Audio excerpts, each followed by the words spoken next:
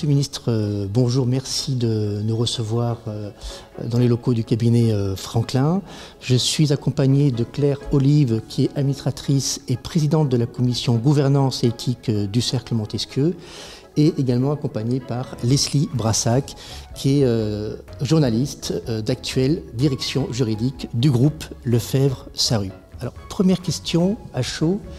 La commission gouvernance et éthique ainsi que le droit pour moi, avec comme partenaire le groupe Lefebvre-Sarrut, va lancer une fiction juridique, une série sur l'anticorruption pour sensibiliser tous les collaborateurs d'une entreprise sur la loi Sapin II, sur l'anticorruption. Vous avez vu la bande-annonce. Que pensez-vous de cette production un petit peu décalée ? Plus les sujets sont délicats.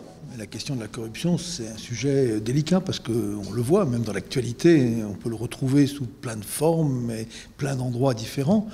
Plus les sujets sont d'ailleurs techniques, parce que derrière, en termes juridiques, il y a des lois, il y a des textes, il y a des procédures, et plus il faut essayer d'être simple, y compris ludique, pour que les gens accrochent et ne s'endorment pas dès les premiers mots. Et j'ai trouvé que cette bande-annonce, elle était accrocheuse au bon sens du terme. On a envie d'en savoir plus. Monsieur le ministre, avec quelques années de recul, quel regard portez-vous sur le dispositif anticorruption et les transformations qu'il a engendrées et sur la loi qui porte votre nom ? Comme tout texte de loi, il a ses réussites, il a sûrement ses imperfections dans sa mise en œuvre. Mais ce que j'en vois, non pas ce que moi-même j'en pense, ça n'aurait peu d'importance, mais ce que j'en entends dire, le commentaire que je peux avoir, est plutôt un commentaire positif. Et je vais prendre juste un exemple. Il y a quelques années, au moment où je concevais ce texte, j'ai été voir les autorités américaines. Vous savez, ces méchantes autorités américaines qui poursuivaient les entreprises françaises pour corruption, pendant que celles-ci n'étaient d'ailleurs, en tout cas peut-être poursuivies, mais pas condamnées en France. Et je lui dis, mais pourquoi est-ce que vous êtes si désagréable avec les entreprises françaises ? Bon, il m'explique qu'il n'y a pas que des Français, etc. Et à la fin, il me dit, en anglais, je ne le traduis pas, vous ne faites pas le boulot, donc je le fais. Et il y a quelques mois, au cours d'un séminaire, je rencontre la même personne. Et il me dit, ça y est, maintenant vous faites le boulot. Donc je crois que c'est le symbole d'une crédibilité retrouvée de la France et des entreprises françaises dans la lutte contre la corruption. Et ce manque de crédibilité avait beaucoup d'inconvénients. Le premier inconvénient, c'est qu'on avait perdu une part de notre souveraineté. On ne jugeait même pas nous-mêmes nos entreprises pour des actes commis par des Français, ou même si c'était à l'étranger. Et on a retrouvé une forme de crédibilité vis-à-vis de l'OCDE, vis-à-vis des autorités américaines, anglaises et toute autre autorité. Et au fond, on a rendu service aux entreprises, parce que même si aujourd'hui, elles trouvent que c'est compliqué, que c'est du travail, que parfois ça demande beaucoup de dépenses pour des choses qu'on pourrait peut-être éviter, elles étaient les premières à souhaiter que nous retrouvions cette crédibilité et qu'on les protège en quelque sorte en ayant une législation qui soit à la hauteur. Voilà, c'est le sentiment global. Après, l'AFA, qui est une nouvelle administration, une nouvelle autorité qui se met en place, des procédures qui se rôdent, des choses qui doivent s'améliorer. Il y a eu aussi des anicroches, il y a eu aussi des grains de sable dans la mécanique. Mais globalement, je crois que c'est vraiment quelque chose qui aujourd'hui est commenté positivement par les observateurs. Je vous remercie. Justement, une 7e CJIP, Convention judiciaire d'intérêt public, vient d'être homologuée avec une sanction de 12 millions d'euros. La France serait-elle aujourd'hui vaccinée contre les lois extraterritoriales ? Il fallait qu'elle retrouve sa crédibilité. Il y a parfois des gens qui disent, mais c'est par une forme de perversité que des autorités étrangères menaient des opérations extraterritoriales sur notre territoire. Je ne suis pas naïf. Je sais très bien que des autorités américaines peuvent être très intéressées par ce qui se passe chez Airbus. Mais la raison principale pour laquelle les autorités étrangères s'occupaient de nous, c'est que nous ne nous occupions pas de nous-mêmes. Et donc, il fallait retrouver cette crédibilité. Ce n'est pas une histoire de vaccin. C'est une histoire de crédibilité. Et ensuite, il faut toujours, parce que ça c'est une question dans la durée, que les entreprises, d'une manière générale, le tissu économique, les acteurs économiques et administratifs, soient persuadés que ce qu'on a accepté pendant longtemps, corrompre à l'extérieur, n'était plus admissible aujourd'hui. Depuis toujours, on dit corrompre en France, sur le territoire français, c'est scandaleux. Il y a évidemment continuellement des affaires de cette nature, parce que les gens sont les gens et l'argent est attrayant. Mais on considérait que pour vendre quelque chose à l'extérieur, c'était pas grave. Au contraire, c'était même reconnu comme quelque chose d'officiel. Si je peux me permettre une anecdote aussi, sans vouloir être trop long, il y a quelques années, mais pour la première loi Sapin, je demande à mes services à l'époque, mais est-ce qu'il ne se passe pas des problèmes? Il n'y a pas des problèmes à l'extérieur. La première loi, le Sapin s'occupait du territoire français. Et ils m'ont dit, aucun problème, il y a un bureau à Bercy qui fait ça. Et le bureau à Bercy, qu'est-ce qu'il faisait? Il homologuait. On venait le voir en disant, ben voilà, pour obtenir tel contrat, j'ai besoin de sortir telle quantité d'argent, on ne décrivait pas tout, et hop, on homologuait. C'était accepté. Et non, c'est inacceptable, et pour nous, sur le territoire français, et ailleurs. Et ça, c'est un état d'esprit qui, je crois, est en train de bien progresser. Monsieur le ministre, la commission des lois de l'Assemblée nationale a confié une mission d'évaluation de la loi Sapin II à 2 députés. Selon vous, quelles seront les suites de cette mission? Des évolutions de la loi sont-elles envisagées? D'abord, je trouve excellent, ça fait partie du rôle du Parlement, que ce soit à l'Assemblée nationale ou au Sénat, que des députés ou des sénateurs, des parlementaires, se préoccupent de ce que devient une loi dans la durée. Je ne pense pas qu'il faut le faire dès le lendemain, pas dans les 6 mois, mais là, on commence à avoir une certaine visibilité, et donc je trouve que c'est une très bonne chose. Je mettrai en garde contre la bougeotte législative, qui est parfois une maladie française. On veut tout le temps changer les règles. Bon.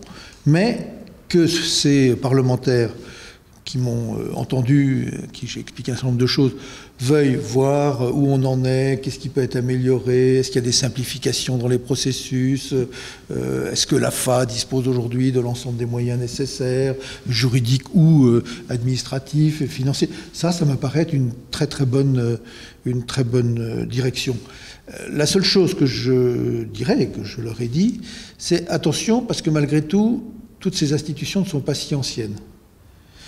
Il ne faut donc pas les bouleverser. On peut modifier, on peut améliorer, mais il faut éviter d'atteindre la crédibilité des institutions qui aujourd'hui, globalement, fonctionnent bien. Donc oui, c'est perfectionnable. Il n'y a pas de veau d'or, il n'y a pas un texte, y compris quand il porte le nom de son auteur, qui est inchangeable. Mais il faut le faire avec délicatesse.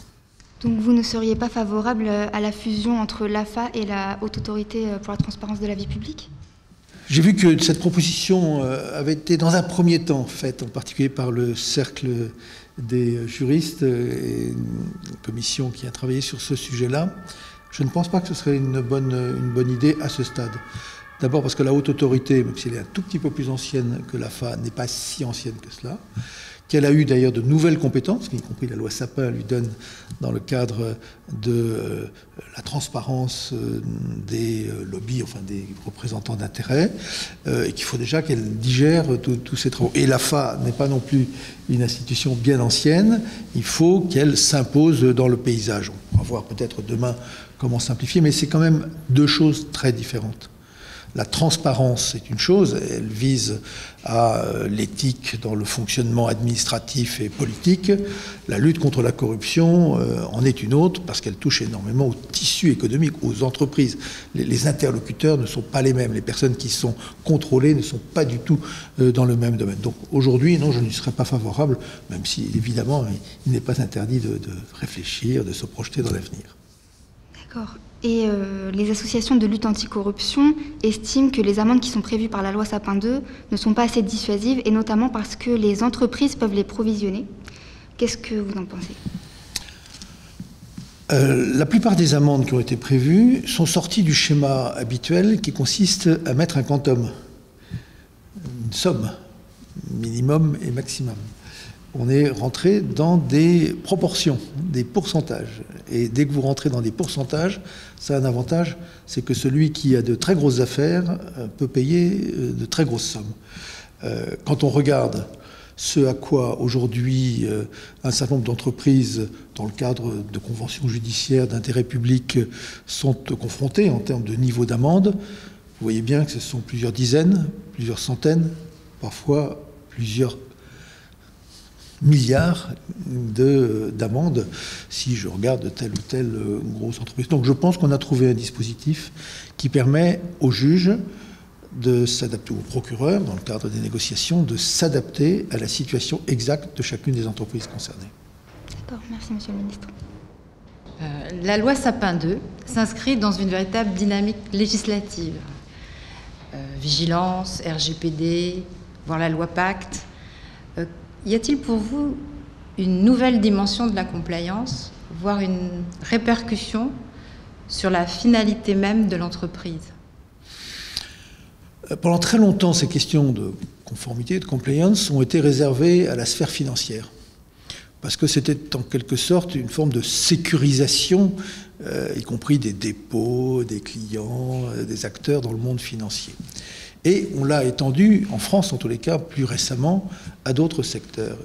Et au fond, ça veut dire quoi, cette conformité, cette compliance, cette prévention?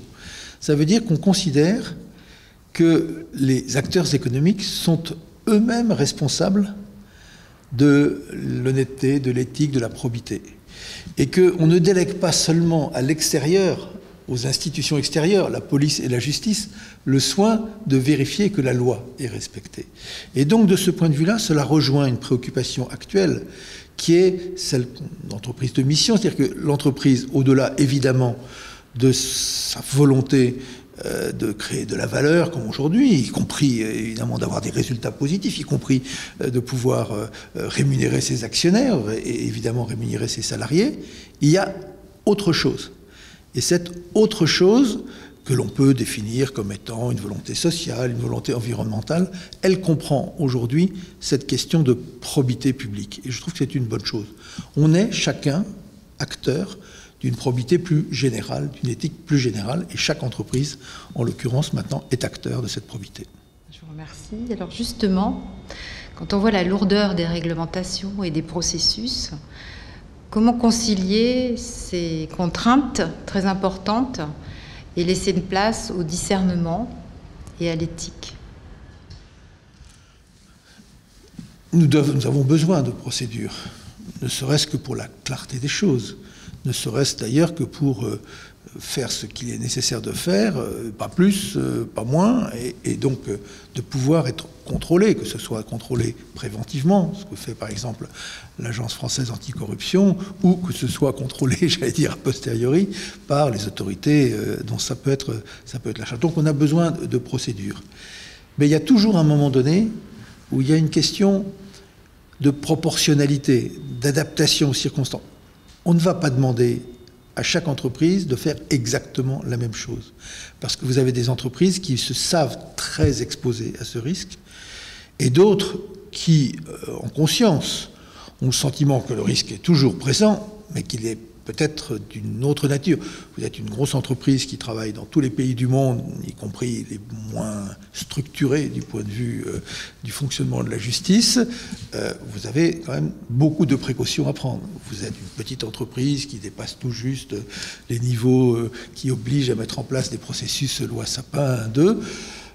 Vous devez le faire, vous devez le faire là aussi à proportion de vos moyens. Et donc ce discernement, cette capacité à juger de la qualité de l'effort et même peut-être parfois du chemin parcouru, quelqu'un qui part de loin et qui avance dans ce chemin, et quelqu'un qu'il faut respecter, peut-être plus que quelqu'un qui a beaucoup de moyens et qui fait beaucoup, mais qui a laissé quand même de champ libre dans certains secteurs à ce que les risques eux-mêmes puissent exister. Donc oui, la réglementation, la loi, nous sommes un pays de loi, elle doit aussi laisser la place au discernement, à la proportionnalité, au jugement, à l'intelligence.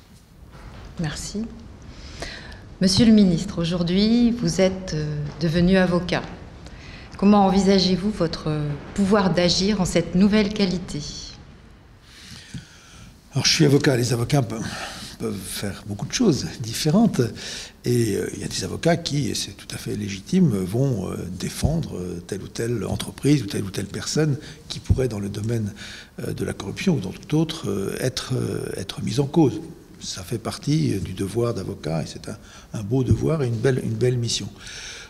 Ce que, pour ma part, je pense pouvoir apporter dans ce domaine-là, c'est l'accompagnement des entreprises, l'accompagnement aussi de ceux qui se trouvent à un moment donné dans la difficulté alors qu'ils n'ont pas vu venir. Et c'est pour ça que moi je suis très favorable à ce que j'ai renforcé dans la loi Sapin II, qui existait déjà un peu dans notre droit, qui est ce qu'on appelle la justice transactionnelle. Alors, c'est pas si positif que ça, la justice transactionnelle.